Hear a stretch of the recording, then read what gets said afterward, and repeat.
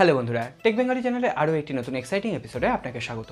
আমরা বরাবর দেখে এসেছি রিয়েলমি এমন একটি কোম্পানি যে কিনা প্রত্যেক মাসে একটা দুটো ফোন ভারতের বাজারে লঞ্চ করে। এটা নিয়ে আমরা কথাও বলেছিলাম, ভিডিও বানিয়েছি, সমালোচনার ঝড়ও তুলেছিলাম। এটা কিভাবে আমাদের স্মার্টফোন ইন্ডাস্ট্রির ক্ষতি করছে সেই সমস্ত ডিটেলস আপনি ওই ভিডিওটি পেয়ে যাবেন। ওই ভিডিওটি যদি মিস করে গিয়ে থাকেন, আই বাটনের লিঙ্ক আছে, অবশ্যই একবার দেখে নেবেন। এবার রিয়েলমির দেখানো পথেই কিন্তু চলতে শুরু করেছে ভিভো কিন্তু প্রত্যেক মাসে লক্ষ্য করলে দেখবেন একটা দুটো ফোন ভারতের বাজারে লঞ্চ করছে। কিছুদিন আগে আমরা ভিভোর তরফ থেকে দেখলাম ভিভো U20, যা নিয়ে কিন্তু সাড়া পড়ে গেছিল। অবশেষে ভিভো 9 ডিসেম্বর আরও একটি নতুন ফোন লঞ্চ করতে চলেছে, ভিভো V17।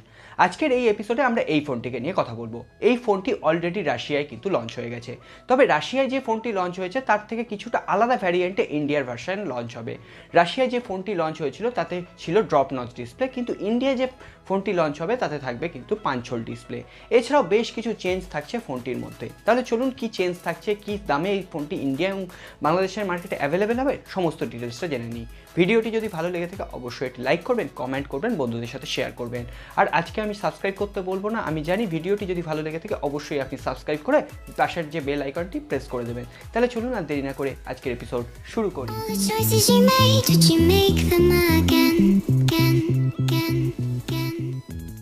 প্রথমেই আমরা কথা বলবো এই ফোনটির ডিসপ্লে, ডিজাইন এবং বিল্ড কোয়ালিটি নিয়ে। ভিভো যখন নতুনত্ব কোনো ফোন লঞ্চ করছে সেক্ষেত্রে নতুন নতুন ডিজাইন দেওয়ার চেষ্টা করছে। এটার জন্য কিন্তু ভিভোকে অবশ্যই অ্যাপ্রিসিয়েট করতে হয়। আপনি যদি রিয়েলমি বা শাওমির ফোনগুলো লক্ষ্য করেন দেখবেন একই মডেল কিন্তু বিভিন্ন ধরনের ভ্যারিয়েন্টে তারা লঞ্চ করছে।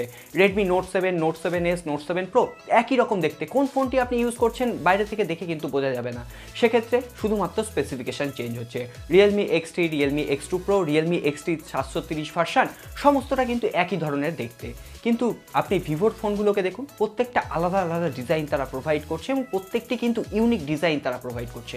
অবশ্যই একটি প্রশংসা করার মতো ব্যাপার। এই ফোনটিতে থাকবে 6.44 inch full HD plus full view super AMOLED display. Super AMOLED panel use হয় এখানে, আপনি ইন ডিসপ্লে ফিঙ্গারপ্রিন্ট স্ক্যানারেরও সুযোগ পেয়ে যাবেন। এছাড়াও এখানে কোনো রকম ড্রপ নচ ডিসপ্লে আপনাকে দেওয়া হচ্ছে না। এখানে আপনি পাচ্ছেন আকর্ষণীয় পাঁচল ডিসপ্লে এবং এটা আপনি শিওরভাবেই ধরে নিতে পারেন 2020 সালটা পুরোটাই পাঁচল ডিসপ্লের দখলেই থাকবে, কারণ পাঁচল কিন্তু ড্রপ নচের থেকে বেশি আকর্ষণীয় আমার মতে। আপনাদের কি মত অবশ্যই কমেন্ট বক্সে লিখে জানাবেন। এর সাথে সাথে আমরা যদি ব্যাক প্যানেলের কথা বলি তাহলে সেখানে পলিকার্বনেট ব্যাক প্যানেল ইউজ করা হয়েছে এবং সাথে সাথে ফোনগুলি আপনি ডুয়েল টোন কালার ভ্যারিয়েন্ট মিক্সচারের সাথে দেখতে পাবেন। খুবই আকর্ষণীয় দেখতে লাগছে, তবে অবশ্যই এটা উইক পয়েন্ট, এখানে পলিকার্বনেট ইউজ করা হচ্ছে। এই প্রাইস রেঞ্জে ভিভো যদি তাদের গ্লাস বডি ডিজাইন প্রোভাইড করতে শুরু করে অবশ্যই একটি ভালো কাজ করবে। এরপরে আমরা কথা বলবো এই ফোনটির ক্যামেরা সেকশন নিয়ে। ফোনটিতে আপনি কোয়াড রেয়ার ক্যামেরা সেটআপ দেখতে পাবেন, অর্থাৎ 4টে ক্যামেরা। এখানেও একটু নতুনত্ব রয়েছে, এখানে এল শেপে আপনি ক্যামেরার ডিজাইনটা দেখতে পাবেন। সেক্ষেত্রে এখানে প্রাইমারি ক্যামেরা থাকছে 48 মেগাপিক্সেলের, যার অ্যাপারচার থাকছে f1.8, ফলে লো লাইটেও আপনি ভালো ফটোগ্রাফির সুবিধা পেয়ে যাবেন। তবে ভিভো এখানে স্যামসাং এর সেন্সার ইউজ করবে না সনির IMX সেন্সার ইউজ করবে সেই ব্যাপারে এখনো কনফার্মেশন নেই, তবে ফোনটি লঞ্চ হোক অবশ্যই আপনাদের সাথে শেয়ার করব। এরপরে সেকেন্ড যে সেন্সারটি থাকছে 8 মেগাপিক্সেলের ওয়াইড অ্যাপারচার লেন্স, যেটা দিয়ে আপনি 119 ডিগ্রি ওয়াইড অ্যাঙ্গেল ভিউতে ভিডিও রেকর্ড করতে পারবেন। ইমেজ ক্যাপচারের অপশন কিন্তু নেই। এছাড়াও থাকছে 2 মেগাপিক্সেলের একটি ডেপথ মোড সেন্সার এবং 2 মেগাপিক্সেলের একটি ম্যাক্রো লেন্স। এটা নিয়ে আমার যথেষ্ট অভিযোগ আছে, আমি কিন্তু প্রত্যেকবারই বলেছি 2 মেগাপিক্সেল ডেপথ মোড ক্রিয়েট করার জন্য যথেষ্ট নয়। এখানে যে এজ টু এজ ডিরেকশনগুলো হয় সেগুলো কিন্তু একদম পারফেক্ট হয় না 2 মেগাপিক্সেলে। অন্তত কোম্পানিগুলির উচিত নিজের পক্ষে 5 মেগাপিক্সেলের ডেপথ মোড ক্রিয়েট করার জন্য প্রোভাইড করা। এছাড়াও বলে দিই 2 মেগাপিক্সেলের ম্যাক্রো লেন্স খুব একটা কার্যকরী হবে বলে আমার মনে হয় না। এছাড়াও আপনি যদি সেলফি লাভার হন সেখানে পাঁচল ডিসপ্লের মধ্যে থাকছে 32 মেগাপিক্সেলের সেলফি ক্যামেরা, অবশ্যই একটি ভালো কথা। এছাড়াও বলে দিই এখানে ভিভোর সেলফি ক্যামেরা নিয়ে একটু আমার অভিযোগ আছে, এখানে আটা ময়দা মাখিয়ে দেওয়ার একটি প্রবণতা দেখা যায় ভিভোর সেলফি ক্যামেরায়। অবশ্যই যদি ভালো অপটিমাইজ করতে পারে ভিভো ক্যামেরা সেকশনটিকে অবশ্যই একটি ভালো ফোন আমরা পেতে পারি। এরপর আমরা কথা বলবো ফোনটির পারফরমেন্স নিয়ে। ফোনটিতে কিছুদিনের পুরনো একটি প্রসেসর ইউজ করা হয়েছে, যেটা কিন্তু ভিভো U20 ক্ষেত্রেও আমরা দেখেছিলাম। Qualcomm Snapdragon 675 processor. এই একই প্রসেসর রেডমি নোট 7 প্রো এর ক্ষেত্রেও ইউজ করা হয়েছিল। পুরনো প্রসেসর হলেও এই প্রাইস রেঞ্জে কিন্তু এই প্রসেসরটি বেস্ট এবং better value for money provide করে এবং পারফরমেন্সও খুবই ভালো। এই প্রসেসরটি একটি অক্টাকোর বেস প্রসেসর এবং 2 GHz ক্লক স্পিডে রান করে এবং জিপিইউ হিসেবে থাকছে Adreno 616। ফলে আপনি পাবজি বা অ্যাসফল্টের মতো গেম হায়ার গ্রাফিক্স সেটিংসে অনায়াসে খেলতে পারবেন। তারপরেও যদি ল্যাগ করে আপনি নর্মাল গ্রাফিক্স সেটিংসে তো মাখনের মতো খেলতে পারবেন। সুতরাং ওই সমস্ত হায়ার লেভেলের গেম যদি আপনি খেলতে পারেন তাহলে আপনি নর্মাল লাইফে যে অ্যাপ্লিকেশনগুলো ইউজ করেন সেগুলো স্মুথলি হ্যান্ডেল করতে পারবেন। এ ব্যাপারে কোনো রকম আশঙ্কিত হওয়ার কারণ নেই। এছাড়াও ফোনটি আসবে লেটেস্ট অ্যান্ড্রয়েড 9.0 পাইয়ের সাথে। এছাড়াও আপনি এখানে ফানটাচ ওএস এর কাস্টমাইজেশন দেখতে পাবেন। তবে এখানে বলি ফানটাচ ওএসকে আমার কিছুটা iOS এর কপি বলে মনে হয়। এখনও পর্যন্ত পর্যন্ত অতটা স্টেবল লাগে না, তবে এখানে আপনি অনেক ফিচার্স অ্যাভেলেবেল পেয়ে যাবেন, ডুয়েল হোয়াটসঅ্যাপ, ডুয়েল মোড, এছাড়াও গেমিংয়ের জন্য বিভিন্ন 3D গেমিং ফিচার্স এগুলো কিন্তু থাকছে। সুতরাং এই ফিচার্সগুলো যদি আপনি চান ফান্টা চয়েসেই কিন্তু একমাত্র পাবেন। একটু ল্যাগি একটু বাগি, আশা করি ভিভো কিন্তু এই ফান্টা চয়েসকে আরও অপটিমাইজ করে ফেলবে। এর সাথে সাথে বলে দিই ফোনটিতে আপনি ট্রিপল কার্ড স্লট অ্যাভেলেবেল পাচ্ছেন, যেখানে আপনি 2টি সিম ও একটি micro SD card at a time use করতে পারবেন।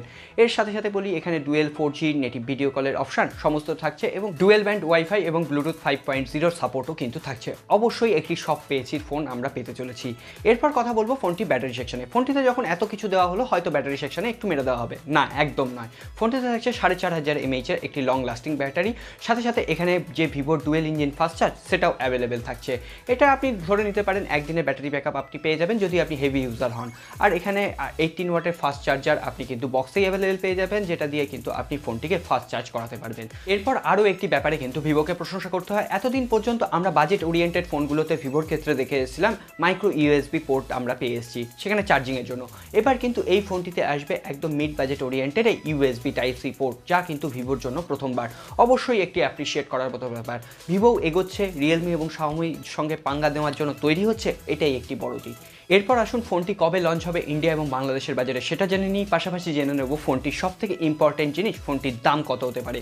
ফোনটি যদি ওভার প্রাইসড হয়ে যায় আমার মনে হয় না ফোনটি খুব একটা ভারতের বাজার বা বাংলাদেশের বাজারে বিকোবে, তো সেক্ষেত্রে দামটা কিন্তু খুবই ইম্পর্টেন্ট।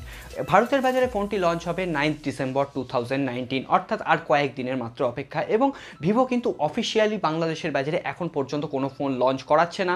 আশা করা যায় এই ফোনটি আনঅফিসিয়ালি আপনি বাংলাদেশের বাজারে পেতে পারেন 1 মাস পর থেকে। এছাড়াও ইন্ডিয়ার বাজারে যদি এই ফোনটি লঞ্চ করে আন্ডার 15K লঞ্চ করবে, অর্থাৎ 15,000 টাকার আশেপাশেই কিন্তু ফোনটি লঞ্চ করবে। এর বেস ভ্যারিয়েন্টটি আপনি দেখতে পাবেন 4GB র্যাম ভ্যারিয়েন্টের সাথে 64GB ইন্টারনাল মেমরি, এছাড়াও 6GB RAM variant, 8GB RAM ভ্যারিয়েন্টও আপনি ফোনটি অ্যাভেলেবেল পেয়ে যাবেন।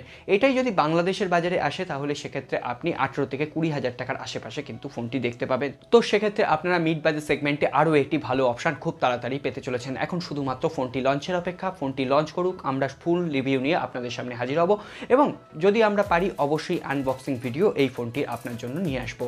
সাথে সাথে আপনারা জানেন আমরা কিন্তু সবসময় আনবায়াসড রিভিউ প্রোভাইড করে থাকি। তো আজকে আর কথা না বাড়িয়ে ভিডিওটি এখানেই শেষ করব। ভিডিওটি যদি ভালো লেগে থাকে, জানি বলতে হবে না, তাও বলছি কর্তব্য, লাইক করে দেবেন, কারণ আপনাদের একটি লাইক আমাদের নতুন নতুন ভিডিও তৈরি করতে অনেক বেশি মোটিভেট করে। আর আপনি যদি নতুনবারের জন্য হয়ে এসে থাকেন তাহলে দেখুন নিচের দিকে সাবস্ক্রাইব লেখা ছোট্ট বাটন আছে, ওটাকে অবশ্যই প্রেস করে দিন। সাথে সাথে বেল আইকন এবং তার পাশে যে অল নোটিফিকেশন আইকনটি আছে ওটাও অবশ্যই প্রেস করুন, যাতে আমাদের নেক্সট কোনো এপিসোড আপনার মিস না হয়ে যায়। দেখা হবে আগামী পর্বে। খুব ভালো থাকবেন। নমস্কার।